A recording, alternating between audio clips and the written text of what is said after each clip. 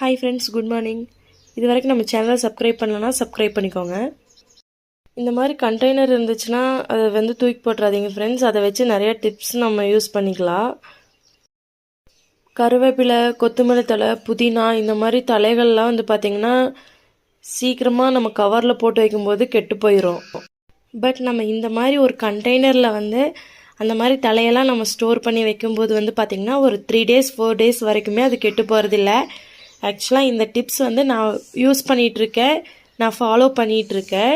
உங்களுக்கு தேவைப்பட்டுச்சுன்னா நீங்கள் யூஸ் பண்ணிக்கோங்க. ஃப்ரிட்ஜில் ஸ்டோர் பண்ணி வைக்கணும். நம்ம வெளியில் வச்சா இது கெட்டு போயிடுது.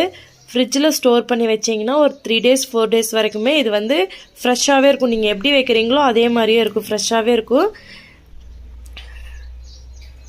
Thank you friends. இந்த டிப்ஸ் உங்களுக்கு பிடிச்சிருந்துச்சுன்னா நீங்களும் ஃபாலோ பண்ணுங்கள்.